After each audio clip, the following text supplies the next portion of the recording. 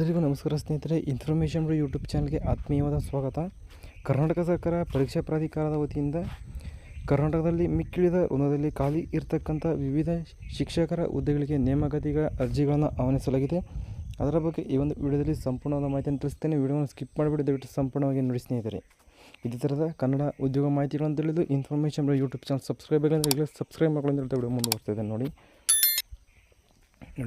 Morarji Desai, Kittur Rani Chennamma, Atal Bihari Vajpayee, Shrimati Indira Gandhi, doctor BR Ambedkar ವಸತಿ ಶಾಲೆಗಳು ಸ್ಥಳೀಯರಲ್ಲಿ ಖಾಲಿ ಇರುವ ಗ್ರೂಪ್ ಸಿ ಶಿಕ್ಷಕರ ಹುದ್ದೆಗಳಿಗೆ ನೇಮಕಾತಿಗಳನ್ನು ಅರ್ಜಿಗಳನ್ನು ಆಹ್ವಾನಿಸಲಾಗಿದೆ ಸ್ನೇಹಿತರೆ. ನೋಡಿ, ಕರ್ನಾಟಕ ವಸತಿ ಶಿಕ್ಷಣ ಸಂಸ್ಥೆಗಳ ಸಂಘದ ಅಧೀನದ ವಸತಿ ಶಾಲೆಗಳಲ್ಲಿ ಶಿಕ್ಷಕರ ಹುದ್ದೆಗಳಿಗೆ ಭರ್ತಿ ಮಾಡಲು ಪ್ರಸ್ತಾವನೆ ಸಲ್ಲಿಸಲಾದ ವಿವರಗಳು ಕೆಳಕಂಡಂತೆ ಇವೆ.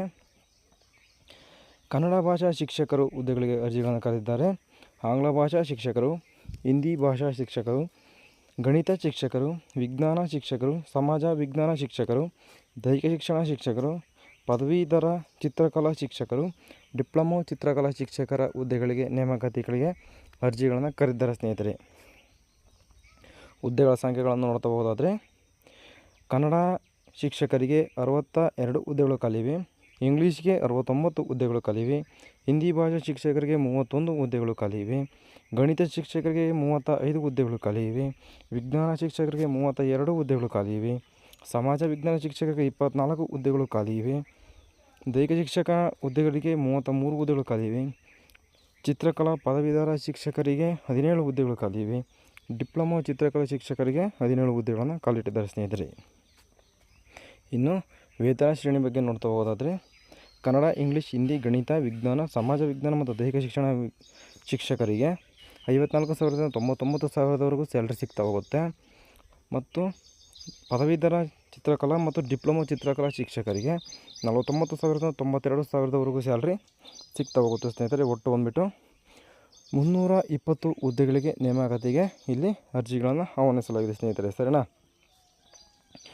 ವಿದ್ಯಾರ್ಹತೆ ಬಗ್ಗೆ ನೋಡ್ತಾ ಹೋದಾದರೆ, ಕನ್ನಡ ಭಾಷಾ ಶಿಕ್ಷಕರಿಗೆ ಮಾನ್ಯತೆ ಪಡೆದ ವಿಶ್ವವಿದ್ಯಾಲಯದಿಂದ ಕನ್ನಡ B.Ed ಪದವಿಯನ್ನು ಹೊಂದಿದ್ದರೆ ಇದಕ್ಕೆ ಅರ್ಜಿಗಳನ್ನು ಸಲ್ಲಿಸ್ಬೋದು ಸ್ನೇಹಿತರೆ. ಇಂಗ್ಲೀಷ್ ಭಾಷಾ ಶಿಕ್ಷಕರಿಗೆ ಕೆಳಗಡೆ ಇದೆ ನೋಡಿ, ಮಾನ್ಯತೆ ಪಡೆದ ವಿಶ್ವವಿದ್ಯಾಲಯದಿಂದ ಇಂಗ್ಲೀಷ್ ಭಾಷೆಯನ್ನು ಒಂದು ಐಚ್ಛಿಕ ವಿಷಯನಾಗಿ ಅಭ್ಯಾಸ ಮಾಡಿ ಕಲಾವಿಭಾಗದಲ್ಲಿ ಸ್ನಾತಕ ಪದವಿಯನ್ನು ಹೊಂದಿರಬೇಕಾಗತ್ತೆ, ಅಥವಾ ದಕ್ಷಿಣ ಭಾರತದ ಪ್ರಾದೇಶಿಕ ಶಿಕ್ಷಣ ಸಂಸ್ಥೆಯಿಂದ ಇಂಗ್ಲೀಷ್ನಲ್ಲಿ ಸ್ನಾತಕೋತ್ತರ ಡಿಪ್ಲೊಮೊ ಪ್ರಮಾಣಪತ್ರ ಹೊಂದಿದ್ದರೆ ಅರ್ಜಿಗಳನ್ನು ಸಲ್ಲಿಸ್ಬೋದು. ಸರಿನಾ? ಹಿಂದಿ ಭಾಷಾ ಶಿಕ್ಷಕರಿಗೆ ನೋಡ್ತಾ ಹೋಗೋದಾದರೆ, ಮಾನ್ಯತೆ ಪಡೆದ ವಿಶ್ವವಿದ್ಯಾಲಯದಿಂದ ಹಿಂದಿ ಭಾಷೆಯನ್ನು ಒಂದು ಐಚ್ಛಿಕ ವಿಷಯನಾಗಿ ಕಲಾ ವಿಭಾಗದಲ್ಲಿ ಸ್ನಾತಕೋತ್ತರ ಪದವಿಯನ್ನು ಪಡೆದಿದ್ದರೆ ಅರ್ಜಿಗಳನ್ನು ಸಲ್ಲಿಸ್ಬೋದು ಸ್ನೇಹಿತರೆ. ಹಿಂದಿ ಭಾಷಾ ಶಿಕ್ಷಕನಾಗಿ ಪರಿಗಣಿಸಲು ಮಾನ್ಯತೆ ಪಡೆದ ವಿಶ್ವವಿದ್ಯಾಲಯದಿಂದ ಹಿಂದಿ ಭಾಷೆಯನ್ನು ಪ್ರಮುಖ ವಿಷಯವನ್ನಾಗಿ ಆಯ್ಕೆ ಮಾಡಿಕೊಂಡಿದ್ದರೆ ಅರ್ಜಿಗಳನ್ನು ಸಲ್ಲಿಸ್ಬೋದು ಸ್ನೇಹಿತರೆ. ಇನ್ನು ಗಣಿತ ಶಿಕ್ಷಕ ಇದಕ್ಕೆ ವಿದ್ಯಾರ್ಥಿ ನೋಡೋದಾದರೆ, ಮಾನ್ಯತೆ ಪಡೆದ ವಿಶ್ವವಿದ್ಯಾಲಯದಿಂದ ವಿಜ್ಞಾನ ಪದವಿ ಮೆಥಡಲ್ಲಿ B.Ed ಪದವಿಯನ್ನು ಹೊಂದಿದರೆ ಅರ್ಜಿಗಳನ್ನು ಸಲ್ಲಿಸ್ಬೋದು ಸ್ನೇಹಿತರೆ. ವಿಜ್ಞಾನ ಶಿಕ್ಷಕರಿಗೆ ನೋಡ್ತಾ ಹೋದಾದರೆ, ಮಾನ್ಯತೆ ಪಡೆದ ವಿಶ್ವವಿದ್ಯಾಲಯದಿಂದ ವಿಜ್ಞಾನ ವಿಷಯದ ಪದ್ಧತಿಯಲ್ಲಿ B.Ed ಪದವಿಯನ್ನು ಹೊಂದಿದರೆ ಅರ್ಜಿಗಳನ್ನು ಸಲ್ಲಿಸ್ಕೊಳ್ಬೋದು. ಇನ್ನು ಸಮಾಜ ವಿಜ್ಞಾನಕ್ಕೆ ನೋಡ್ತಾ ಹೋದಾದರೆ, ಮಾನ್ಯತೆ ಪಡೆದ ವಿಶ್ವವಿದ್ಯಾಲಯದಿಂದ ಕಲಾ ವಿಭಾಗದಲ್ಲಿ ಆರ್ಟ್ಸ್ ಮೆಥಡಲ್ಲಿ B.Ed ಪದವಿಯನ್ನು ಹೊಂದಿದರೆ ಅರ್ಜಿಗಳನ್ನು ಸಲ್ಲಿಸ್ಬೋದು ಸ್ನೇಹಿತರೆ. ಇನ್ನು ದೈಹಿಕ ಶಿಕ್ಷಣಕ್ಕೆ ನೋಡ್ತಾ ಹೋದರೆ, ಮಾನ್ಯತೆ ಪಡೆದ ವಿಶ್ವವಿದ್ಯಾಲಯದಿಂದ ಸ್ನಾತಕೋತ್ತರ ಪದವಿಯನ್ನು ಪಡೆದಿದ್ದರೆ ಅರ್ಜಿಗಳನ್ನು ಸಲ್ಲಿಸ್ಬೋದು. ಪದವೀಧರ ಶಿಕ್ಷಕರ ಚಿತ್ರಕಲಾ ಶಿಕ್ಷಕರಿಗೆ ಲಲಿತಕಲೆ ವಿಷಯದಲ್ಲಿ BFAದಲ್ಲಿ ಸ್ನಾತಕೋತ್ತರ ಪದವಿಯನ್ನು ಪಡೆದಿರಬೇಕಾಗತ್ತೆ. ಇನ್ನು ಅಥವಾ ಮಾನ್ಯತೆ ಪಡೆದ ವಿಶ್ವವಿದ್ಯಾಲಯದಿಂದ ದೃಶ್ಯಕಲೆಯಲ್ಲಿ BBA ಸ್ನಾತಕೋತ್ತರ ಪದವಿಯನ್ನು ಪಡೆದಿದ್ದರೂ ಅರ್ಜಿಗಳನ್ನು ಸಲ್ಲಿಸ್ಬೋದು. ಡಿಪ್ಲೊಮೊ ಚಿತ್ರಕಲಾ ಶಿಕ್ಷಕರಿಗೆ ನೋಡ್ತಾ ಹೋಗೋದಾದರೆ, ಇನ್ನು ಅದೇ ಇದಕ್ಕೂ ಕೂಡ ಇಲ್ಲಿ ಅದು ಎರಡಕ್ಕೂ ಕೂಡ ಸರಿನಾ, ಡಿಪ್ಲೊಮೊ ಮತ್ತು ಪದವಿ ಶಿಕ್ಷಕ ಚಿತ್ರಕಲಾ ಶಿಕ್ಷಕ ಎರಡೂ ಕೂಡ ಇಲ್ಲಿ ಅನ್ವಯ ಆಗುತ್ತೆ. ಸರಿನಾ? ಇನ್ನು ಹೆಚ್ಚುವರಿ ಅರ್ಹತೆಗಳನ್ನು ಕೊಟ್ಟಿದ್ದಾರೆ ನೋಡಿ. ವಯೋಮಿತಿ ಬಗ್ಗೆ ನೋಡ್ತಾ ಹೋಗೋದಾದರೆ, ಸಾಮಾನ್ಯ ಅರ್ಹತಾ ಅಭ್ಯರ್ಥಿಗಳಿಗೆ 45 ವರ್ಷಗಳನ್ನು ಮೀಸಲಿಟ್ಟಿದ್ದಾರೆ. ಇನ್ನು ಪ್ರವರ್ಗ 2A 2B 3A 3B ಅಭ್ಯರ್ಥಿಗಳಿಗೆ 48 ವರ್ಷಗಳನ್ನು ಮೀಸಲಿಟ್ಟರೆ, ಪರಿಷ್ಠ ಜಾತಿ ಪರಿಷ್ಠ ಪಂಗಡದ ಅಭ್ಯರ್ಥಿಗೆ ಪ್ರವರ್ಗ 1ಕ್ಕೆ ಅಭ್ಯರ್ಥಿಗಳಿಗೆ 50 ವರ್ಷಗಳಲ್ಲಿ ಮ್ಯಾಕ್ಸಿಮಮ್ ಏಜ್ ಲಿಮಿಟ್ನ ನಿಗದಿಪಡಿಸಿದ್ದಾರೆ. ಕನಿಷ್ಠ 18 ವರ್ಷಗಳು ಆಗಿರಬೇಕು. ಮ್ಯಾಕ್ಸಿಮಮ್ ಬಂದ್ಬಿಟ್ಟು ಈ ಎಲ್ಲ ವಯೋಮಿತಿಗಳು ಇರಬೇಕಾಗತ್ತೆ ನಿಮಗೆ. ಸರಿನಾ? ಇನ್ನು ಮಾಜಿ ಸೈನಿಕನಾಗದಲ್ಲಿ 3 ವರ್ಷಗಳು ಕೊಟ್ಟಿದ್ದಾರೆ. ಸರಿನಾ? ವಿಶೇಷ ವಿಕಲಚೇತನರಿಗೆ 10 ವರ್ಷಗಳನ್ನು ಕೊಟ್ಟಿದ್ದಾರೆ. ವಿಧವೆಯಾದಲ್ಲಿ 10 ವರ್ಷಗಳು ಕೊಟ್ಟಿದ್ದಾರೆ. ಜೀತ ಕಾರ್ಮಿಕರಾಗಿದ್ದಲ್ಲಿ 10 ವರ್ಷಗಳನ್ನು ಕೊಟ್ಟಿದ್ದಾರೆ ಸ್ನೇಹಿತರೆ. ಅರ್ಜಿ ಸಲ್ಲಿಸುವ ವಿಧಾನಗಳನ್ನು ನೋಡ್ತಾ ಹೋದರೆ ಕರ್ನಾಟಕ ಪರೀಕ್ಷಾ ಪ್ರಾಧಿಕಾರ ವೆಬ್ಸೈಟ್ ಆಗಿರ್ತಕ್ಕಂಥ ಈ ಒಂದು ವೆಬ್ಸೈಟ್ನಲ್ಲಿ ನೀವು ನೀಡದ ಲಿಂಕ್ ಮುಖಾಂತರ ನೀವು ಹೋಗಿ ಅರ್ಜಿಗಳನ್ನು ಸಲ್ಲಿಸಬೇಕಾಗುತ್ತೆ ಆನ್ಲೈನ್ ಮೂಲಕ. ಅರ್ಜಿ ಸಲ್ಲಿಸಲು ಸ್ಟಾರ್ಟಿಂಗ್ ಡೇಟ್ ಬಂದುಬಿಟ್ಟು 15/7/2026 ಆಗಿರುತ್ತೆ. ಕೊನೆಯ ಡೇಟ್ ಬಂದುಬಿಟ್ಟು 13/8/2026 ಆಗಿರುತ್ತೆ. ಶುಲ್ಕ ಪಾವತಿ ಮಾಡಲು 14/8/2026 ಇಲ್ಲಿ ಲಾಸ್ಟ್ ಡೇಟನ್ನು ಕೊಟ್ಟಿದ್ದಾರೆ ಸ್ನೇಹಿತರೆ.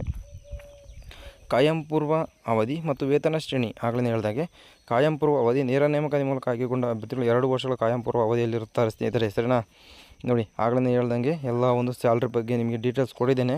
ಕನ್ನಡ ಭಾಷಾ, ಇಂಗ್ಲೀಷ್ ಭಾಷಾ, ಹಿಂದಿ, ವಿಜ್ಞಾನ, ಗಣಿತ, ಸಮಾಜ ಮತ್ತು ದೈಹಿಕ ಶಿಕ್ಷಣ ಶಿಕ್ಷಕರಿಗೆ 54,000ದಿಂದ 99,000 ಸಿಗ್ತಾ ಹೋಗುತ್ತೆ. ಇನ್ನು ಚಿತ್ರಕಲಾ ಶಿಕ್ಷಕರಿಗೆ 49,000ದಿಂದ ನಿಮಗೆ 92,000 ಸ್ಯಾಲ್ರಿ ಸಿಗ್ತಾ ಹೋಗುತ್ತೆ ಸ್ನೇಹಿತರೆ. ಸರಿನಾ? ಶುಲ್ಕಗಳು ನೋಡ್ತಾ ಹೋಗೋದಾದರೆ ಆನ್ಲೈನ್ ಮೂಲಕ ಶುಲ್ಕ ಪಾವತಿಸಬೇಕಾಗುತ್ತದೆ ನೋಡಿ. ಸರಿನಾ? ಆಫ್ಲೈನ್ ಅಲ್ಲ, ಆನ್ಲೈನ್ ಮೂಲಕ ಪೇಮೆಂಟ್ನ ನೀವು ಮಾಡಬೇಕಾಗುತ್ತೆ ಸ್ನೇಹಿತರೆ. ಸರಿನಾ? ಸಾಮಾನ್ಯ ಅರ್ಹತಾ ಇತರೆ ಪ್ರವರ್ಗಗಳಿಗೆ 2A 2B 3A 3B ಅಭ್ಯರ್ಥಿಗಳಿಗೆ 750 ಕೊಟ್ಟಿದ್ದಾರೆ. ಪರಿಶಿಷ್ಟ ಜಾತಿ ಪರಿಶಿಷ್ಟ ಪಂಗಡ ಪ್ರವರ್ಗ 1ಕ್ಕೆ ಮತ್ತು ಮಾಜಿ ಸೈನಿಕ ತೃತೀಯ ಲಿಂಗದ ಅಭ್ಯರ್ಥಿಗಳಿಗೆ 500 ರೂಪಾಯಿ ಕೊಟ್ಟಿದ್ದಾರೆ. ವಿಶೇಷ ಚೇತನ ಅಭ್ಯರ್ಥಿಗಳಿಗೆ 250 ರೂಪಾಯಿಗಳನ್ನು ಇಲ್ಲಿ ಮೀಸಲಿಟ್ಟಿದ್ದಾರೆ ಸ್ನೇಹಿತರೆ. ಪಾವತಿಸಿದ ಶುಲ್ಕವನ್ನು ಯಾವುದೇ ಕಾರಣಕ್ಕೂ ನಿಮಗೆ ಹಿಂದಿರುಗಿಸಲ್ಲ. ಸರಿನಾ? ಸ್ಪರ್ಧಾತ್ಮಕ ಪರೀಕ್ಷಾ ವಿಧಾನಗಳು ನೋಡ್ತಾ ಹೋಗೋದಾದರೆ ಇದರ ಬಗ್ಗೆ ಡೀಟೇಲ್ಸ್ ಬೇಕಂತಂದರೆ ದಯವಿಟ್ಟು ಕಮೆಂಟ್ ಬಾಕ್ಸಲ್ಲಿ ಕಮೆಂಟ್ ಮಾಡಿ, ನಾನು ನಿಮಗೆ ಇನ್ನೊಂದು ವಿಡಿಯೋ ಮಾಡಿ ತಿಳಿಸ್ತೇನೆ ಸ್ನೇಹಿತರೆ ಅಂತ ಹೇಳ್ತಾ ವಿಡಿಯೋನ ಮುಗಿಸ್ತೇನೆ ಸ್ನೇಹಿತರೆ. ಇದೇ ಥರದ ಹೆಚ್ಚಿನ ಕನ್ನಡ ಉದ್ಯೋಗ ಮಾಹಿತಿಗಳ ಇನ್ಫಾರ್ಮೇಷನ್ ಬೇಕಪ್ಪ ಅಂತಂದರೆ ದಯವಿಟ್ಟು ಇನ್ಫಾರ್ಮೇಷನ್ ಯೂಟ್ಯೂಬ್ ಚಾನಲ್ ಸಬ್ಸ್ಕ್ರೈಬ್ ಮಾಡ್ಕೊಳ್ಳಿ ಅಂತ ವಿಡಿಯೋ ಮುಗಿಸ್ತಾ ಇದ್ದೇನೆ.